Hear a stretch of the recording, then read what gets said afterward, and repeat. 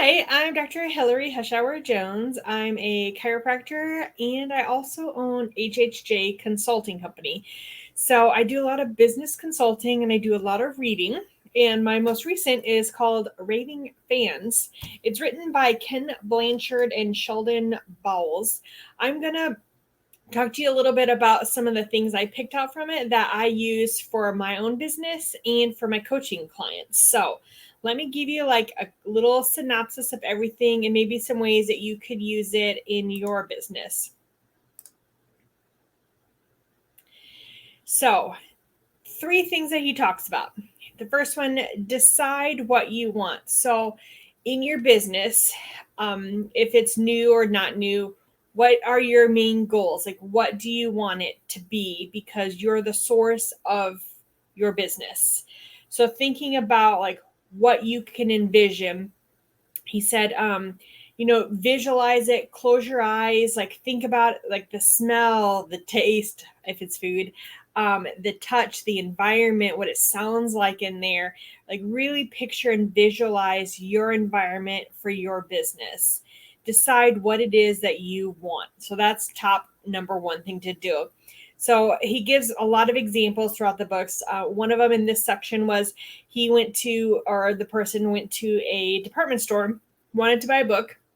They sold out of it, but the clerk was like, "Hey, I just saw it in another store in the mall.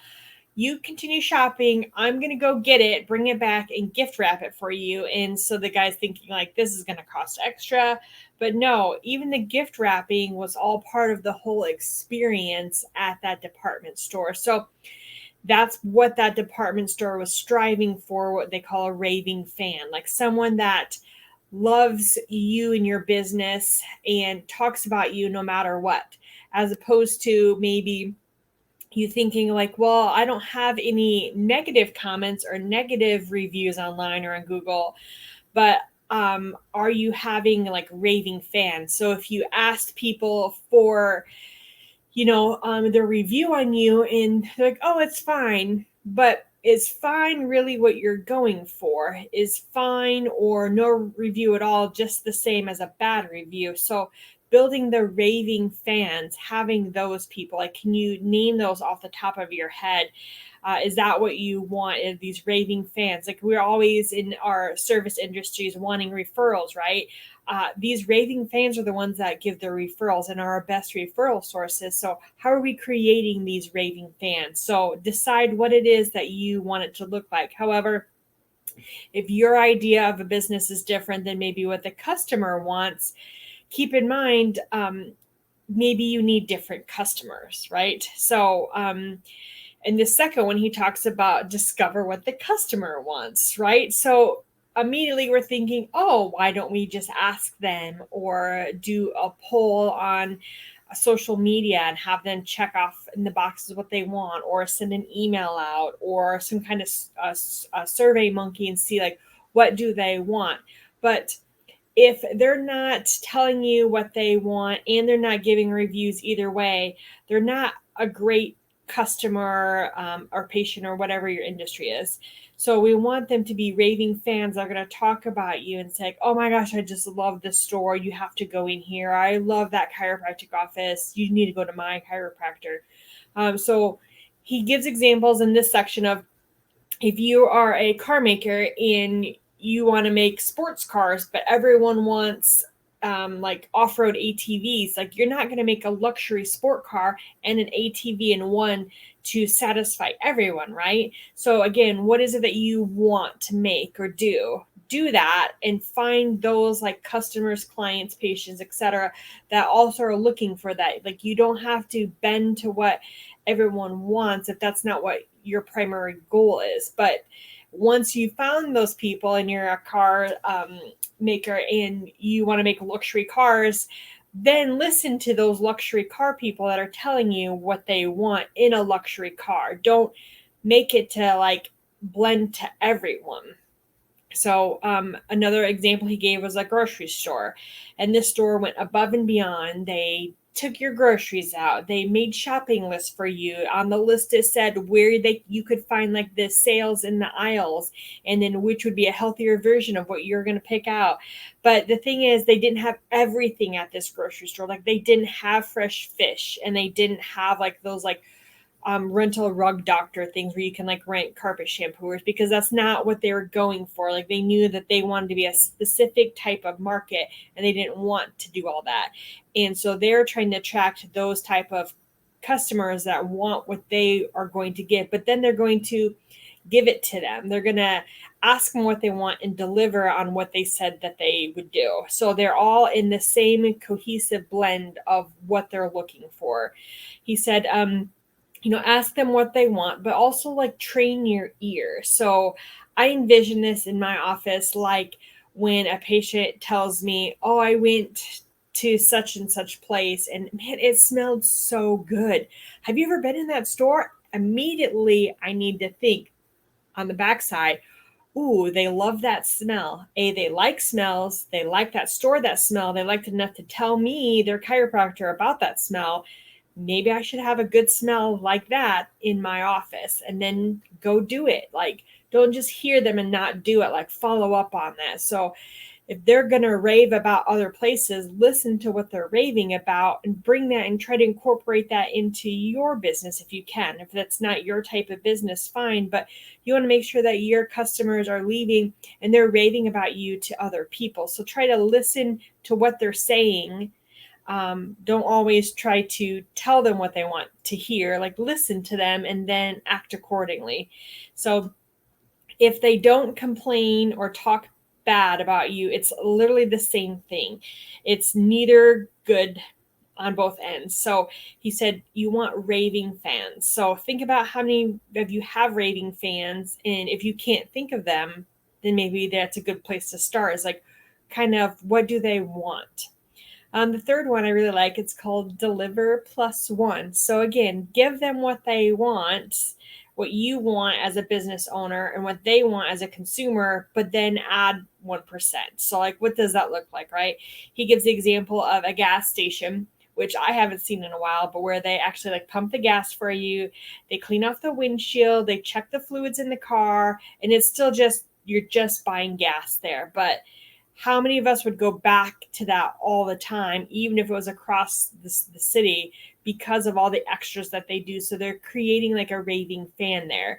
The people talk to the consumers by name because in the example, he's like, how does he know my name? Well, because you gave him your credit card. He looked at the name. He said, okay, thank you, Miss Hushower Jones. Have a great day. And they're going to try to remember that name the next time I came in. Hillary, good to see you in again. Can I top off that for you? Can I wash off your windshield for you?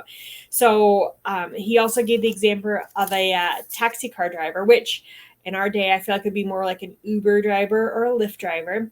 But they had a cooler in there with water. He had a thermos of coffee. He had mints. He asked the passenger, would you like it warmer or colder in here? Would you like the windows up or down?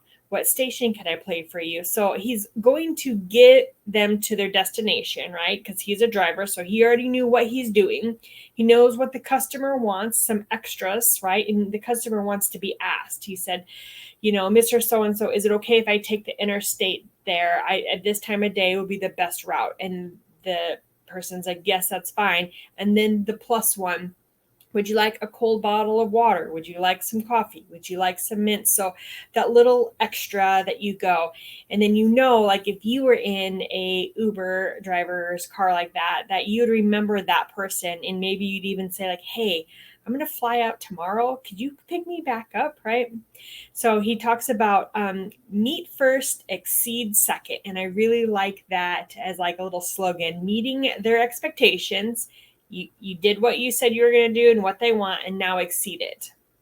So he also has this great little tip that I liked. He said, don't advertise new things if the current ones aren't right yet. So for instance, if I'm thinking about my practice, if I have something that's not working well, or a therapy that's not working well, or a program, don't keep adding on new ones until I fix that issue. Or fix the problem at hand instead of adding more on. So I think that it's easy, and for me and some of my clients, to jump on to the next best thing. But are we fixing like the root problems? That could be like, is it a marketing issue? Is it an internal? Is it a systems issue? Does your staff know? Is that creating the issue? Like, don't keep adding on more and more stuff. But, let's say the staff and the systems are an issue in your business. Don't keep adding new systems on and new staff if you haven't fixed like the root core. So I really like that. And then his example is like being friendlier is one thing that one of the businesses needed. And they said, well, how do you just tell your staff to be friendlier, right? You have to like show them. And he talks about like what it means to be friendlier, like maybe give like talking points and scenarios of what they can talk about with people, training the staff on a consistent basis. Like, how many of us are training consistently? That's one thing that we do huge in our office, and I'm a big fan of that. And I have systems created around training.